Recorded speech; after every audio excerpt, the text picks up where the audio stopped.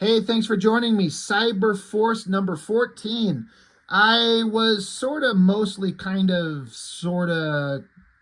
somewhat enjoying Cyberforce at the time. If I'm being honest, I was mostly enjoying Mark Silvestri's artwork. And if you know me, you follow my channel, you know I am just super gay for Silvestri's work. I love everything about it. And I've talked at length about the different styles that he's had in different eras of his life. The Uncanny X-Men Wolverine era with Dan Green is fantastic. The 90s era stuff inked by Joseph Weems and Scott Williams and Matt Banning, this type of stuff is really great. And then his modern stuff where he's just inking himself in a very scratchy style. Everything he does is great, but they're all very different. And at the time, I look back on it retrospectively. I like his artwork, but you could tell there was quite often times where he wasn't really having his whole heart and soul into it. And even his half-assed stuff is still amazing. Um, so I was really into his work. And Cyberforce, it's one of those things where I feel like there was a really good opportunity for some really interesting stuff to happen, and it never really got there.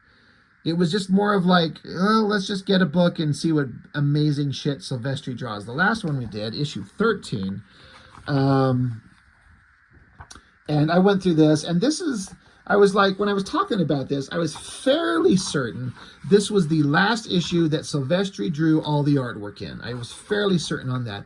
And with Silvestri, you never know for sure, because there's always ink assists and pencil assists. And so I'm like, well, Silvestri probably drew like the big awesome stuff and the big double page spreads with the hot girls and the babes, holding swords, but backgrounds and boring stuff, he probably handed off to somebody else. It's hard to know. And this issue had Cyblade. She got transported back in time to medieval times with the siege on a castle and knights and horses and shit, and she's there and she's gonna I gotta defend, so she magically can make her outfit zap onto her, and she starts kicking knights around, and she's awesome. She's got a lightsaber because why not. She's got a sweet hot ass with a thong thing on her metal clad little booty there because why not. And then it jumps back into regular time with Impact on a date with this hot girl, and they get rid of the third wheel, and this girl's ready to slob on his giant metal knob, which I was like, how do you do that when he's so big and it's metal, and does it squirt 40 weight oil? I don't know.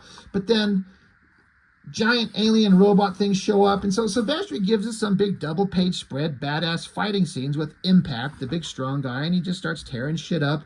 Amazing coloring, amazing inking, great action from Silvestri. And then it just ends in whatever. And I was fairly certain that this was the last issue that he drew. So then I found issue 14. I'm like, oh yeah, so that's a cover by him. Did he draw the guts in this? Let's flip it open. Anthony Wynn pencils. Well, fuck. Inks, Jason Gorder, Anthony Wynn, Frank Gomez, and then more ink assists. So it's not Silvestri. And I was right. I was kind of pretty certain that was the last time Silvestri drew Cyberforce. He went off to go do Cyblade She and Darkness and whatever the fuck. So now they handed off the book to other people. And eventually Finch comes along and starts drawing this. I'm not sure. I think it might be issue 15. It might be the next one.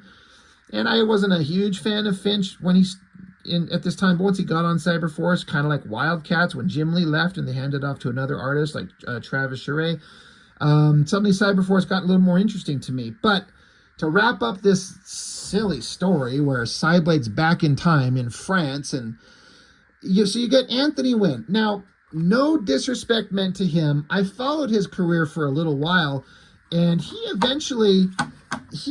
these artists always have, like, when they start out, they're kind of like, they're learning, they can draw, they end up drawing similar to like a House style and Image Comics, Top Cow style, often trying to emulate the person that hired him, so, Silvestri.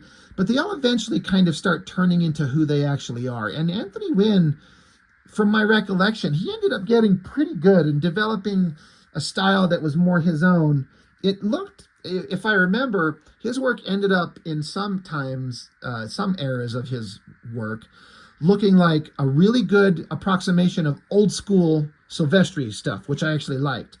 But that being said, here, it just looks like he's trying to make it look like modern Silvestri as much as possible, and it's kind of fine. I mean, there's a back shot of Cyblade with the booty shot, with the metal-clad ass and the thong disappearing right between her butt cheeks.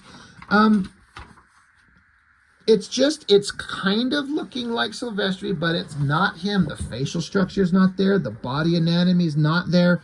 It's not the same. And so it's like, well, I'm not really interested in the story. And if the artwork isn't going to carry it, then now it's kind of like a not great reading experience. These weird cybernetic creatures, it's all kind of fine. And again, Anthony Wayne, to his credit, I don't know anything about him, but I feel like he's probably doing the best he could do. And, I don't hate it. It's just when you're going from Silvestri to anybody else, you're never going to win. It's always like you're like the second-rate act following the lead show. And I don't know. It's very rare when you get to kind of match that. So, this big close-up as she's like trying to like master her powers or something or do something different is kind of okay. See, the upcoming Cyblade She, I reviewed that. It's one of my favorite books that he's drawn. But all the characters, I guess the battle's over. They're going to try and figure out how they're going to get back to their own time. Time travel's crazy. That's a pretty damn good drawing right there. With, I think this is Chip. He's got his glasses off. I think the facial anatomy and the pose and the shadows, that all kind of works. I'm sitting here trying to figure out what in the fuck this is. But I'm like, oh, that's one ass cheek and one upper thigh and one little thigh snatch gap right down here in the corner. Like, completely unnecessary, but also, show me more of that. So I guess she gets sick of him acting like a little bitch and just slaps him and then points at him and says, don't ever talk to me like that. Because he says, you joined Cyberforce just for some kicks. You're just a spoiled, rotten pal. She slaps him and points at him and says, don't you ever talk to me that way. I remember seeing this when I was younger, and even now, like, those are some weird misshapen boobs right there. Look at that left titty. That is a weird shape. But, pretty good shot. I like the shadows here of this figure. It's like they copied this and just changed the background. It's the same drawing. But the shadowy shapes down here, this armored knight, that all looks good. So, he's got something. Anthony Wynn does. And this is all relatively good stuff. How do you take a regular guy with glasses and make him dynamic and interesting and a generic-ass knight in armor? So then, that was chapter 1, and now it goes chapter 2. So Adam McDaniel. I don't know who that guy was then, and I don't know who that is now. But I remember going, okay, so now we're back with the Impact story, and I remember thinking this stuff sucked. I look at it now with a little bit more, grown-up eye. I could see that he's got some real talent. It's just, again, once you're following Silvestri, what do you do? That's a pretty solid down angle shot of Impact there. Not bad at all. They really went to town on this side view phase, getting that metallic rendering in there, and then the highlights on the coloring. Like, that's pretty eye-catching. I bet you the black and white on that looks really great. The girl that Impact was dating, she's mad that she didn't get to tug off his giant metal fire hydrant. So she's going to sit there with her titties half out because, yeah, stupid heat wave, most boring Cyberforce character ever.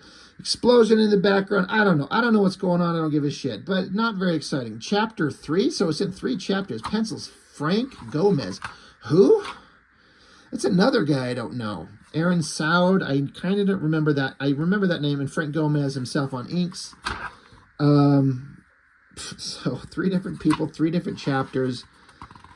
All very fine stuff. It's all like mid-range shots, nothing dynamic, nothing kind of crazy interesting. That's something. That's a lot of heavy shadow. That's something. That kind of catches your eye.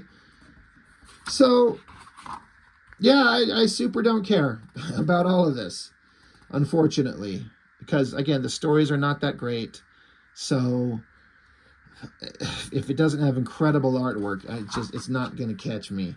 Backup story: Randy Queen doing some stuff. I think this is before he started doing his Dark Child stuff. And I mean, this isn't Dark Child, right? This is just some other girl. Curve in the body and big ass shot and thighs. You know, we're all here for that. Randy Queen was one of those guys that got really popular. I never quite got it exactly. I was never a huge fan, but I didn't dislike him. It just didn't quite catch me. That is a hell of a shot right there. This whole background and everything, the details and everything, the figures, like, he put in the work on this one. That looks great. I kind of don't dig the girl's face up there, but the rest of that's not bad. And then that's where you lose me. This extreme pointy eyes and big, the expression, I'm out. I don't like that at all. I do like the kind of like the skull with the candle on top of it burning and the wax kind of coming down the face. That's all kind of fine. And yeah, Killraiser. This was like, everyone had their Deadpool character. Like a guy in a full mask outfit that was some kind of super badass. Like over in Wildstorm, that stupid guy named Pike, and you know, we had Killraiser from whatever team, and he deserves his own, like, miniseries or special. Like, really? I think, because all these artists kind of come up with their unique version of the guy with blades, for example. He's got to have a full mask, full body suit, and he's got either a smart mouth, or he's got guns, or he's got blades. And so the hook that was unique about this one is like Warblade, for example, in Wildcats. He could stretch his body like liquid metal and create all these metal shapes. I don't exactly understand how this guy's different. He can snap blades out of any part of his body in any shape that he wants. But I guess what they say is that it leaves his body scarred. Whenever these blades come out, it like rips through his skin and it leaves scars. So he's just a scarred up mess, I guess, under this outfit. Okay, so that's like a microscopic, unique thing that's slightly microscopically different from all the other ridiculous versions of bladed characters. But who is the guy? Is there anything there? I really don't think that there is.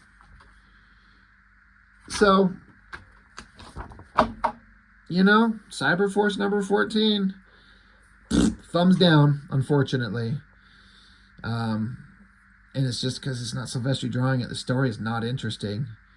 You kind of fool yourself and pretend that it's interesting when Silvestri's drawing, but when it's just anybody else, this is no, not interested, unfortunately. But like I said, once Finch takes over and whoever they got to write it, I can't remember who wrote this. Was it the same guy? This is Eric Silvestri and Brian Haberlin. Well, no, I don't think it's them. Anyway, that's it. That's all I've got. Kind of boring, kind of sucks. So, Cyberforce number 14. We'll be getting to the better stuff in not too far future. So, thanks for joining me. I appreciate it. See you next time.